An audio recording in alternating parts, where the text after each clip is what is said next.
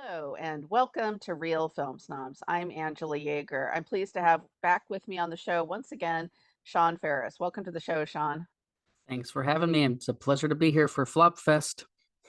Yes, and as you said, we are here to present Flopfest this week, and this was Sean's idea, so I'm excited to get into this soon. But tell me, Sean, first of all, what inspired this theme that we're doing this week? Well, I guess it's a little bit sneaky. I think there's a part of me that's kind of wanting to make you have to watch a movie that's not very good. And so this theme of flops came to mind. But then you said the one caveat, well, let's do flops that are considered good now. So I said, oh, all right, fine, I guess so. I know. I was like, I was trying to turn it. I was like, I don't really want to watch a bunch of bad movies, you know. Was worth a And try, so, but yeah. yeah, but this I think is interesting because it also gives you perspective on how opinions can change over time. Several of the films, in fact, two out of the four we're reviewing that came out in the 50s, were huge flops because they were out of sync with their time. And Mhm. now you think, oh, they're so modern, they're so relevant. So at least that's what I Right. think. So it'll be interesting as we get into these to talk about why they were so reviled when they first came out, and then went on to now be considered, with the majority of these are now considered classics. So our qualifiers for Flopfest was that the film had to be a financial and a critical failure. We kind of one of these that we'll get into, Brazil, is kind of half and half because it actually was well received in Europe, but was a flop in the US. So I'm still counting that one. The other three were just definitive, absolute horrendous flops, both critically and financially. So, with that in mind, and this is fun. Several of these films, two out of the four flops I own. So, uh, including this first one we're going to review, which I'm really excited to hear what you have to say about it. But Ace in the Hole by my favorite filmmaker, Billy Wilder, from 1951. Kirk Douglas plays a former big city journalist who ends up in a small area, a small town in Albuquerque, near the Albuquerque area, and working, just desperate for a job. He's been fired from 11 newspapers, and he gets a job, but he's bored. And then he comes across a story about a man who is trapped in a cave and uses the story to rekindle his career. But it soon becomes kind of just a out of control situation with everybody in the town and media from all over the country kind of congregating on this man who's trapped in a cave. So this film I love. I own it. I consider it one of my favorite films. Billy Wilder's one of my favorite directors. This was a rare misfire at this period for Billy Wilder, who was really 1951, kind of firing on all cylinders. He was, an acclaimed director. Went on to do a lot of other great films after this, of course. All of his films up until this point, many and most of his films had been huge hits, and this was a rare misfire for him, or at least it was perceived as such at the time. The film is incredibly cynical and dark. I am curious what you thought, Sean. Yeah, well, and that's one of the things I really like about it. I mean, and then I saw when it was made, I think it's in 1951, and I thought, wow, a movie that's kind of this dark and cynical. There weren't that many of them back then, and I think that probably informs a little bit of why it wasn't well received because it's taking aim at the press, and then who's going to be reviewing the movie? The press. And so, Right. yeah, but it's a brilliant movie, and of course, Billy Wilder is one of the greats, if not the best. And I haven't seen all of his movies. I've seen most of kind of the ones that everybody's seen. And of course, I'm a huge fan of Sunset Boulevard. And so there's some echoes in this, just sort of with the opportunistic kind of a main character and the kind of the cynical tragedy sort of an aspect of it. And like you said, yeah, there's a kind of a comic element to it, to me at least. that I really appreciated. And yeah, just all around, I had a lot of fun watching this movie. It's very like kind of economical. It just with the cuts and everything, it just everything is sort of like just right. It's amazing. He's such a talented filmmaker, great Yes. performances. Yeah. Kirk Douglas took a huge, this was a very unlikable character that he's playing, and he's a huge movie star in this period. You have to remember this would be Hmm. like, I don't know what the equivalent now be, but Brad Pitt or Tom Cruise or someone else at their peak of their career. So like 20 years ago for those guys, just playing this just sordid, nasty character. I mean, this guy is willing to go to any lengths for his career to exploit this poor man trapped in a cave. And one of the big plot points, of course, is that he convinces the local authorities to extend the guy being trapped in the cave to kind of keep the story going for longer. So it's definitely for 1951. It is interesting though that so many of other Billy Wilder's films that you mentioned, like Sunset Boulevard, Double Indemnity, Some Like It Hot, I feel like they are also very cynical and very comedic in parts. He always was known for doing both of those. Those films, on the other hand, were big hits, unlike this one. But I Hmm. think a lot of that does have to do, as you said, with um, the way he takes on the press in the movie, and really kind of foresees what we have today, which is one of the reasons the film's now considered a classic.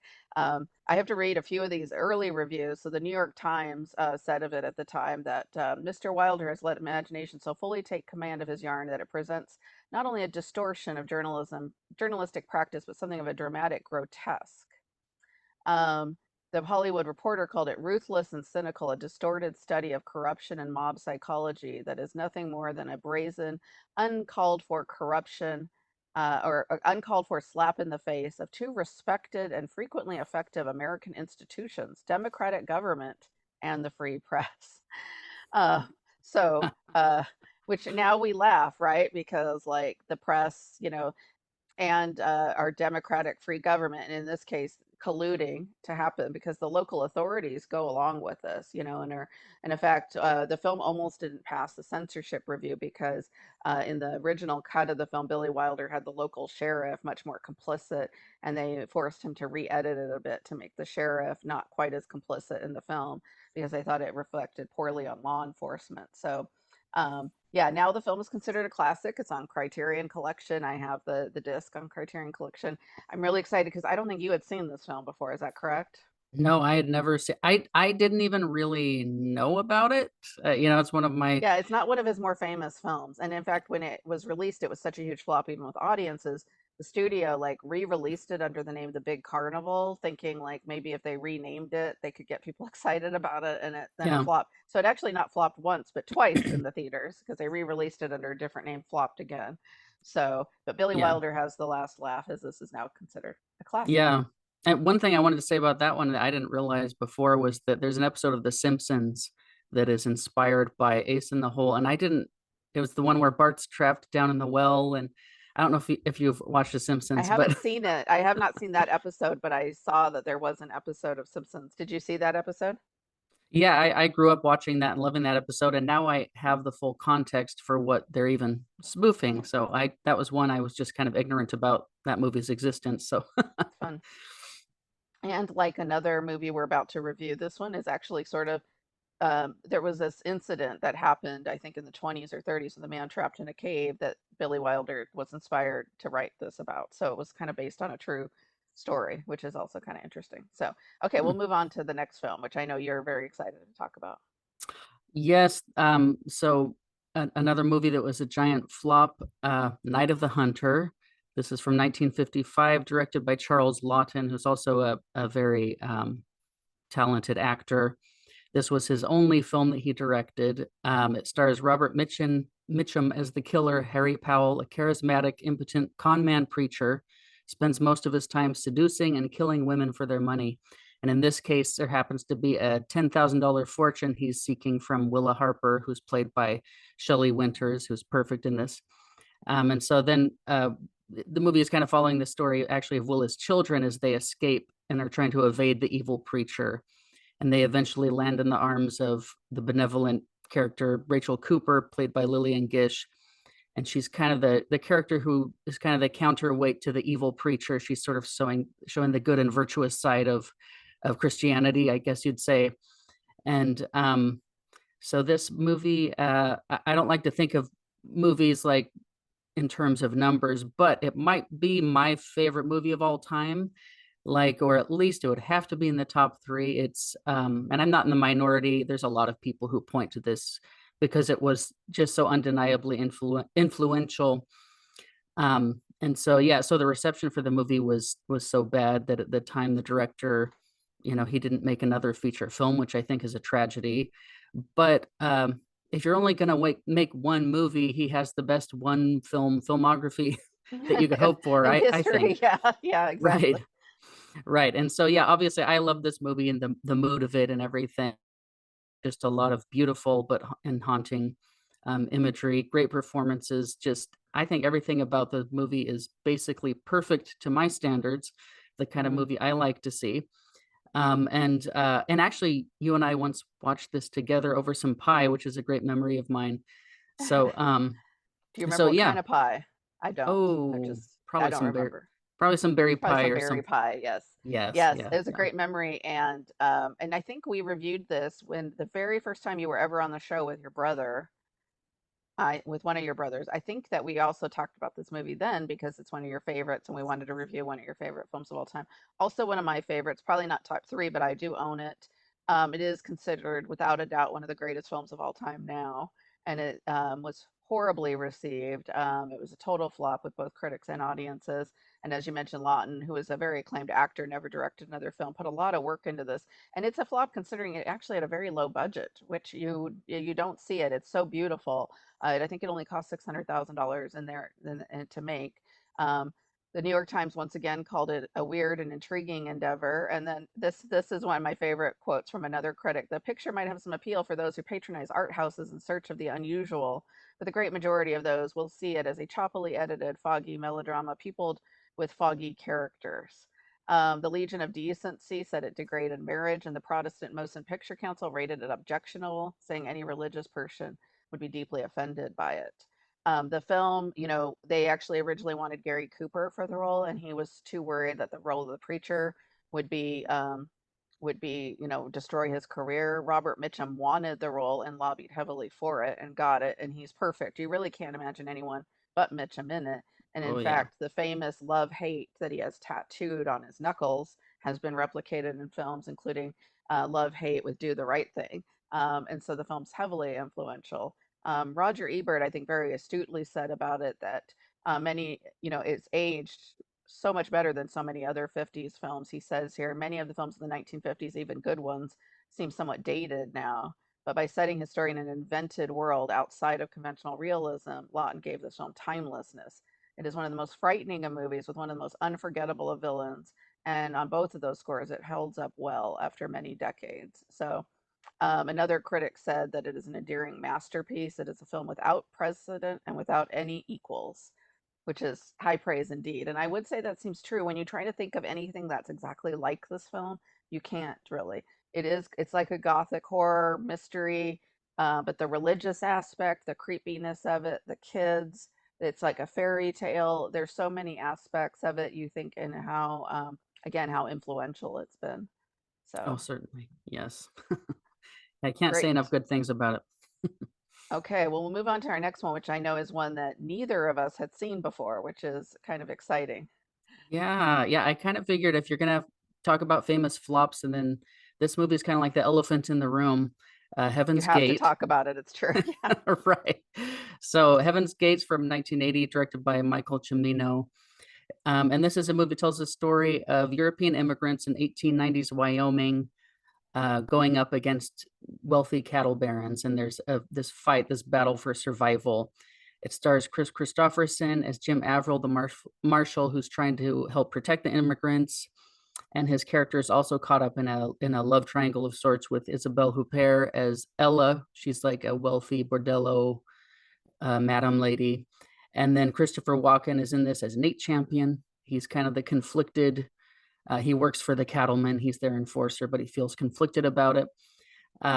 Very expensive film to make at the time. It went way over budget, and there's a lot of talk. I think before the movie even came out, they were talking about, oh, this movie went so over budget, which didn't really help its reception.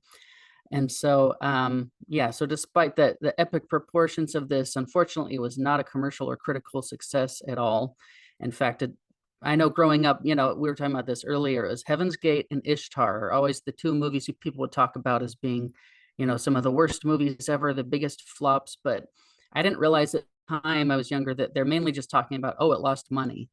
And so if that's the only metric, it's kind of like not really fair because I'd say this movie, I personally didn't think it was a great movie, but it wasn't a bad movie. I was almost disappointed that it wasn't a really bad movie. Like you heard so much talk and hyperbole about how bad it is and how what a failure it is. And then you watch it, and you're like, really? Well, I mean, I thought that the whole love triangle kind of in the foreground of this movie was a little bit dull, and it was kind of I thought it was kind of lacking in that way, that the main characters weren't quite as compelling as they could be. But you can't deny there's a lot of really interesting stuff in this. There's a lot in it that does work. Hmm. Overall, I'd say it's kind of a mixed bag for me, but in no way is it like this horrible, terrible thing that people have been talking about over the years. What do you think? Actually, yeah, I liked it quite a bit more than I thought I would, like you said, and I think I texted you as I was watching it. I don't think I realized it had the wealth of talent it has in it, not Yeah. just the cast. I mean, just with this cast alone, it's hard to imagine how you could make a completely terrible movie, right? With Chris Christopherson, Christopher Walken, John Hurt, Sam Waterston, Brad Dourif, Isabel Huppert. Jeff Bridges, Joseph Cotton, and then my one of my favorite cinematographers of all time, Vilmos Zsigmond, who worked with Robert Altman and many other greats, who's kind of considered one of the best cinematographers of the '70s, did the cinematography for this film, and it's a beautiful looking movie, although rather brown. But I Hmm. would say it has some flaws for sure. But considering its reputation, it has some moments of brilliance too. I actually think that the movie could have been close to a perfect movie with with some adjustments. I think you mentioned the love story. That didn't bother me as much. I really feel like the ending is actually the last 30 minutes or so is where the film trips up. I'm not sure if he knew how to end the movie. It ends on this boat, and I was Yeah. like, what are we doing here? Like the ending is completely baffling. We did watch, both of us, I'm assuming, watch the director's cut. Yep. That's one of the big mistakes the studio made, is they first released it screened poorly. They cut it to pieces, and apparently cut some of the best scenes in the film. So my favorite sequence in the movie is the scene at Heaven's Gate, which is kind of this community center where everyone gathers, and they have like a roller skating sequence where people are roller skating in the middle of the center, and there's a band playing with fiddlers, and the fiddler is going around very fast, and the camera is following them, and then everybody else comes out and joins them in skating.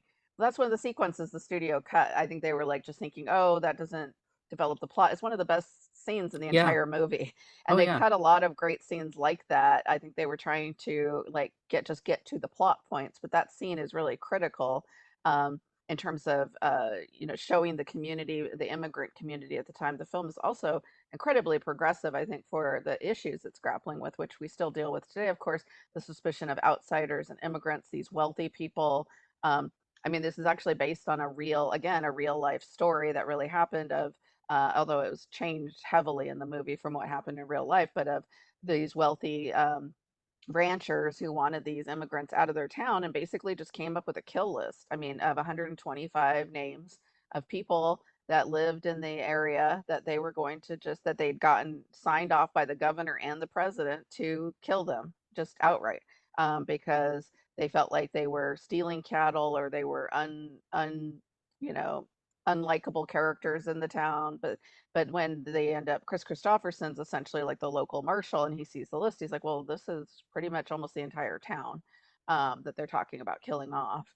And so there's some great scenes in the movie. That one of my favorite lines in the movie that I wrote down because I thought it was so great was, at one point, they're talking about, after they've gotten the list, Jeff Bridges' character, who's kind of sided with the immigrants, says to Chris Christopherson, it's getting dangerous to be poor in this country. And Chris Christopherson replies back, it always was. And Yeah. so, again, that class consciousness, I thought that was a great line. Again, for 1980, super progressive. There is some flaws in the movie. There's some sequences where I was like, how did they end up here? There's some weird things with the editing. I think, Michael Cimino shot bazillions of reels of film and was difficult to work with. But really, what this movie, the reason it was labeled a flop and it was so heavily publicized, the studios used the financial failure of this movie and Ishtar to basically try to get away from auteur-driven 70s cinema and use this. They publicized it on purpose, the studio, heavily to try to get away from directors having so much control over their movies and making these ambitious movies so they could work on more what I would call brand driven work like Jaws or things that are crowd pleasers that are more studio products than director driven projects. And so it's really sad in a way because they used this to kill auteur cinema and successfully in the 80s. Michael Cimino did go on to make other movies, but he never had the success again that he did with movies like The Deer Hunter that he did before this. So, and also some great, yeah, like I mentioned, Isabel, it was just crazy seeing her so young. Hmm. but but it has some great aspects, but they really, man, that ending, I felt like the ending in particular, I thought maybe this could be a four, I don't know if it could be a 4-star film without that ending, but that ending definitely keeps it from that category because I was just like, what are we doing here on this boat right now? Like, why? I felt like there was a good ending about 20 minutes earlier where they could have ended it. Um, Hmm. in a different place. And I don't want to give anything away for those who haven't seen it. It is a long movie. It's 3 hours, so just be prepared for that. Um, and there's a lot of exposition. There's a lot of talking that could have been, I think, cut down on. There's a lot of scenes where people are just explaining things that are happening in the movie. Um, that's also makes the writing, I think, a little awkward. So yeah, Yeah. but definitely not like you said. It's like you're kind of like you when you see something that's that bad of a flop, you kind of you're like, oh, yeah, let's watch it, you know. So again, it made Yeah. about $3 million, cost about 44. Um, so considered a big flop at the time. Of course, now today we have $200 million movies Yeah. that make even less. So I mean, you know, it's all Yeah. it's all in context, right? So okay, so we have time for one more, and I think, oh, am I reviewing? Am I doing this one? I am. Brazil.